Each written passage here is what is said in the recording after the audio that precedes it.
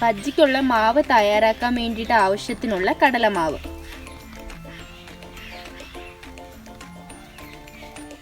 ഒരു നുള്ളു മഞ്ഞൾപ്പൊടി, കുറച്ച് മുളക് പൊടി, കല്ലുപ്പ് വെള്ളത്തിൽ കലക്കി വെച്ചിരുന്നതാണ്, അത് ഇതിലേക്ക് ഒഴിച്ചു കൊടുക്കാം. ആവശ്യത്തിന് വെള്ളം ഒഴിച്ച് നല്ല കട്ടിയിൽ മാവ് കലക്കിയെടുക്കാം. അധികം വെള്ളം ആവാൻ പാടില്ല. അധികം വെള്ളം ആയിക്കഴിഞ്ഞാൽ മാവ് നമ്മുടെ ബജ്ജിയിൽ പിടിച്ചിരിക്കില്ല. മാവ് ഈ പരുവത്തിലാണ് ബജ്ജിക്ക് എടുക്കേണ്ടത്. കായ ബജ്ജിക്ക് വേണ്ടിയിട്ടുള്ള കായാണിത്. നമ്മൾ കായാണ് മുറിക്കാൻ പോകുന്നത്. ഇതിൻ്റെ തൊലി ഒരുപാട് ചെത്തിക്കളയരുത്. ആവശ്യത്തിന് മാത്രം മുകളിൽ നിന്ന് ലൈറ്റായിട്ടേ ചെത്തിക്കളയാൻ പാടുള്ളൂ. എന്നാലേ കഴിക്കുമ്പോൾ ഒരു ടേസ്റ്റ് ഉണ്ടാവുള്ളൂ. ഇതിങ്ങനെ മൂന്നായിട്ട് കീറി വെള്ളത്തിലിടുക, അല്ലെങ്കിൽ കറ പിടിക്കും. അതുകൊണ്ടാണ്. നീളൻ വഴുതനങ്ങയാണിത്. ഇത് രണ്ടായിട്ട് മുറിച്ചെടുക്കുക. ബജ്ജിക്ക് നീല വഴുതനത്തിനെക്കാട്ടി നല്ലത് ഈ പച്ച നീളം വഴുതന മാത്രം വെച്ച് എണ്ണ ഒഴിച്ചു. അത് നന്നായിട്ട് തിളച്ചിട്ടുണ്ട്. അപ്പോൾ വഴുതനങ്ങ നമുക്ക് മാവിൽ മുക്കി ഇട്ട് കൊടുക്കാം.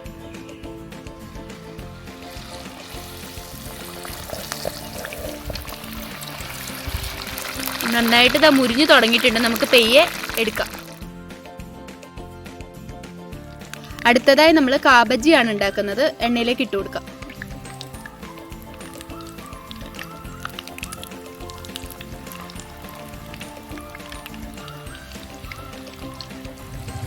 നന്നായി പൊങ്ങി വരുന്നതുകൊണ്ടോ, എണ്ണ നന്നായി തിളച്ച് കിടക്കുന്നതുകൊണ്ടാണ് ഇത്രയും പെട്ടെന്ന് പൊങ്ങി വരുന്നത്. കരിഞ്ഞു പോവാതെ ശ്രദ്ധിക്കണം.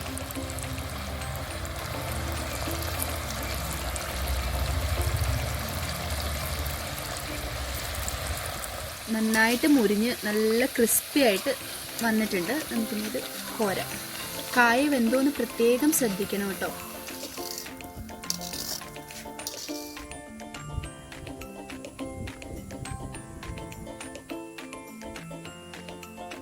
സോയാബീൻ പൊരിച്ചതിന് വേണ്ടിയിട്ടുള്ള മൈദാപ്പൊടിയാണിത്. ഇത്തിരി ക്രിസ്പി ആയിട്ട് ഇരിക്കാൻ വേണ്ടിയിട്ട് കുറച്ച് അരിപ്പൊടി, ആവശ്യത്തിന് മുളക് പൊടി, ഒരിത്തിരി മഞ്ഞൾപ്പൊടി,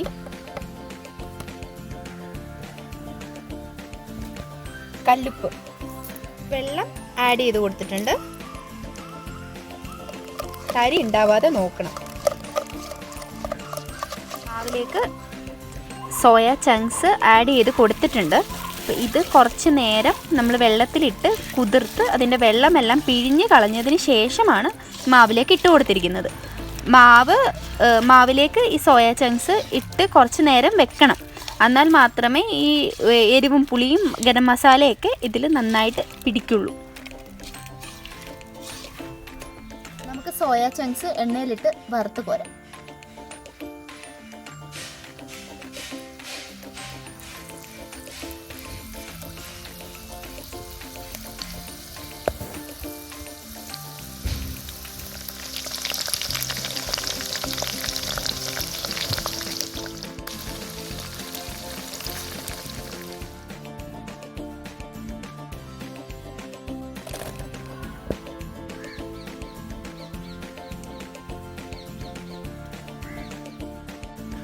ഇനി നമ്മൾ ക്യാരറ്റും ബീട്രൂട്ടും പക്കോടയാണ് ഉണ്ടാക്കാൻ പോകുന്നത്.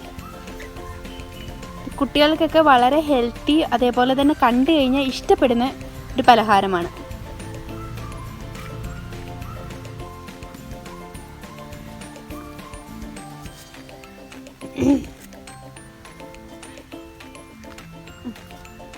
ഇതിനകത്തേക്ക് ആവശ്യത്തിന് മുളക് പൊടി ചേർത്ത് കൊടുക്കാം. മുളക് ചേർക്കാത്ത മറ്റൊന്നും കൊണ്ടല്ല, കുട്ടികൾക്ക് മുളക് കാണുമ്പോൾ കഴിക്കാനുള്ള ഒരു ടെൻഡൻസി കുറയും. അത് ഒഴിവാക്കാൻ വേണ്ടിയിട്ടാണ് മുളക് പൊടി ആഡ് ചെയ്തത്. ആവശ്യത്തിന് മൈദ ചേർത്ത് കൊടുക്കാം.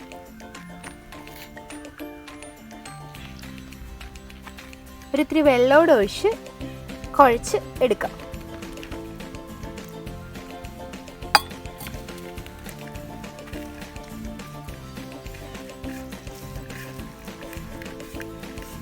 ഇതിന് പ്രത്യേക കളറായിരിക്കും കേട്ടോ. ബീട്രൂട്ടിൻ്റെ കളറ് വരുന്നതുകൊണ്ട് തന്നെ നേരത്തെ പറഞ്ഞ പോലെ കുട്ടികൾക്ക് കാണുമ്പോൾ തന്നെ കഴിക്കാനൊരു ഇൻട്രസ്റ്റ് വരും.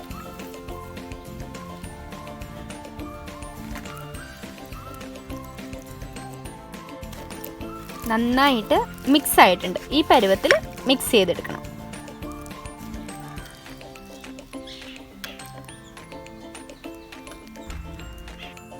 ഇത് ബീട്രൂട്ട് പക്കോടയാണ്.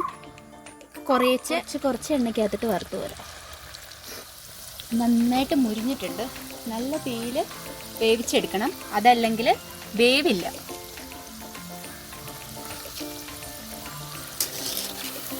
കണ്ടോ, നല്ല ക്രിസ്പി ആയിട്ടിരിക്കുന്ന നല്ല കളറല്ലേ ഇതിന്.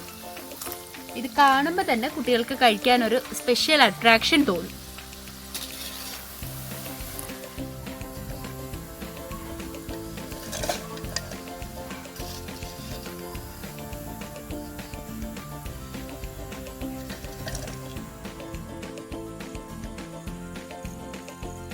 അടുത്തതായി നമ്മൾ സവാള വടയാണ് ഉണ്ടാക്കാൻ പോകുന്നത്. ഈ സവാള ഒരു അരമണിക്കൂറിന് മുമ്പ് ഉപ്പുവെള്ളം തിരുമ്മി വെച്ചതാണ്. അപ്പോൾ അതിൻ്റെ വെള്ളമെല്ലാം നന്നായിട്ട് ഇറങ്ങി പരുവായിട്ടാണ് ഇപ്പോൾ ഇരിക്കുന്നത്. ഇതിലേക്ക് കുറച്ച് ഇഞ്ചി, ഒരു ഫ്ലേവറിന് വേണ്ടിയിട്ടാണ് ഇഞ്ചി ചേർക്കുന്നത്. കറിവേപ്പില,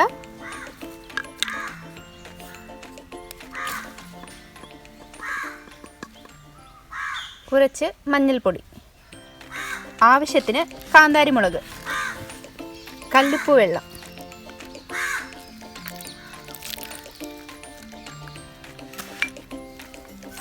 നന്നായി യോജിപ്പിക്കുക.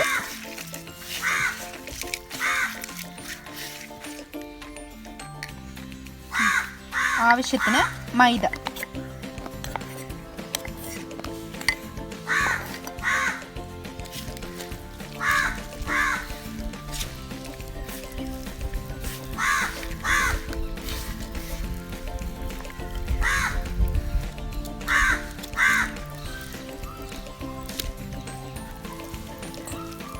സവാളയിൽ നിന്ന് ഇറങ്ങിയ വെള്ളം കൂടാതെ ചിലപ്പോൾ കുറച്ചുകൂടെ വെള്ളം ആഡ് ചെയ്ത് കൊടുക്കേണ്ടി വരും.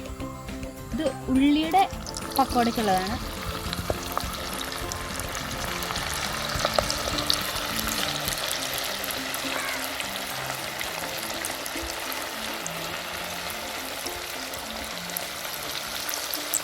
പക്കോട ആയിട്ടുണ്ട്, നമുക്ക് കോരാം.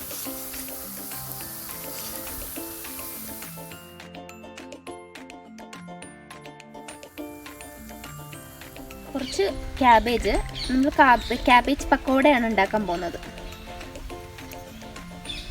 ആവശ്യത്തിന് മുളക് പൊടി ചേർക്കുക, കുറച്ച് മഞ്ഞൾപ്പൊടി,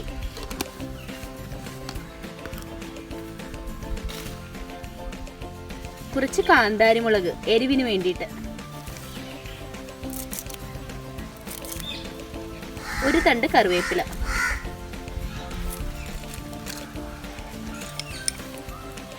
കല്ലുപ്പ് കലക്കി വെച്ച വെള്ളം.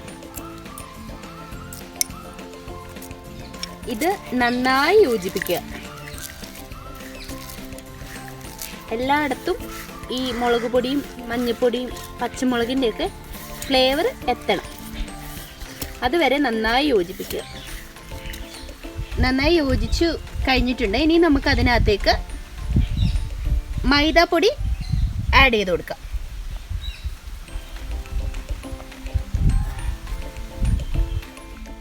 കുറച്ച് വെള്ളം ഒഴിച്ച് ഇത് നമുക്ക് മിക്സ് ചെയ്തെടുക്കാം.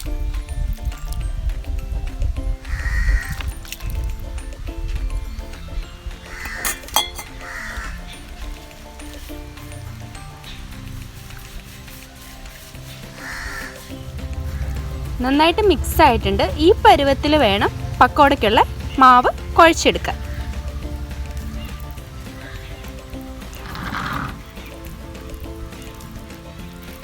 അടുത്തതായി നമുക്ക് ക്യാബേജ് പക്കോട ഇടാം.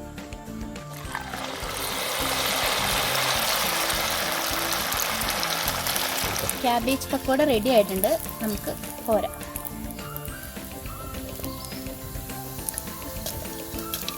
നല്ല ക്രിസ്പി ആയിട്ടിരിക്കുന്നു, കാണാൻ നല്ല ഭംഗിയുണ്ട്, വെള്ള കളറിൽ. അടുത്തതായി നമുക്ക് ഏത്തയ്ക്കപ്പം ഉണ്ടാക്കാം. അതിന് വേണ്ടിയിട്ടുള്ള മൈദയാണിത്. കുറച്ച് അരിപ്പൊടിയുടെ ഇതിനകത്തേക്ക് ആഡ് ചെയ്ത് കൊടുക്കാം. ഉപ്പ്, ഒരൽപ്പം മഞ്ഞൾപ്പൊടി, കളറിന് വേണ്ടിയിട്ടാണ് മഞ്ഞൾപ്പൊടി ആഡ് ചെയ്ത് കൊടുക്കുന്നത്. ഒരു ഇത്തിരി കറുത്ത എള്ള്, ആവശ്യത്തിന് വെള്ളവും കൂടി ഒഴിച്ച് നല്ല പേസ്റ്റ് പരുവത്തിൽ കുഴച്ചെടുക്കും.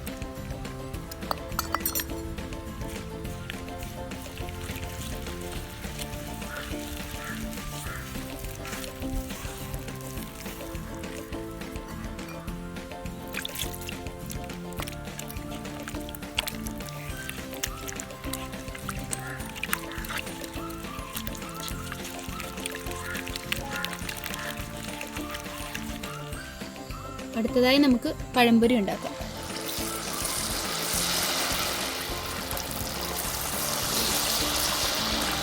ഏത്തയ്ക്കപ്പം നന്നായിട്ട് പൊങ്ങിയൊക്കെ വന്നിട്ടുണ്ട്.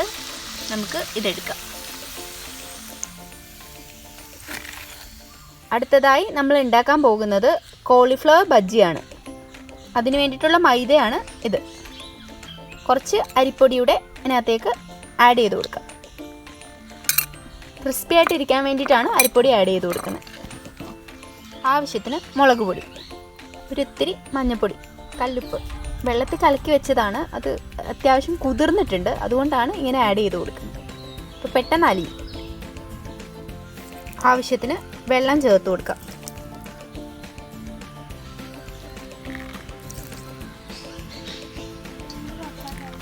നന്നായി മിക്സ് ചെയ്ത് കൊടുക്കാം. കുറച്ചുകൂടെ വെള്ളം ഒഴിച്ച് നമുക്ക് നന്നായിട്ട് മിക്സാക്കി കൊടുക്കാം. തരിയില്ലാതെ മിക്സ് ചെയ്തെടുക്കാം. കുറച്ച് കോൺഫ്ലോർ കൂടെ ഇതിലേക്ക് ആഡ് ചെയ്ത് കൊടുക്കാം. നല്ല ക്രിസ്പി ആയിട്ട് ഒട്ടിപ്പിടിച്ച് കോളിഫ്ലവറിൽ ഇരിക്കാൻ വേണ്ടിയിട്ടാണ് ഇങ്ങനെ കോൺഫ്ലോർ ആഡ് ചെയ്ത് കൊടുക്കുന്നത്.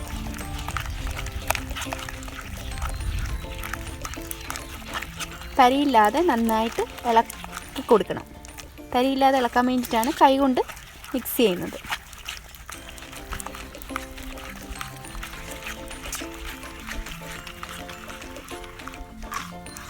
ബജ്ജിയാണ് ഉണ്ടാക്കുന്നത്.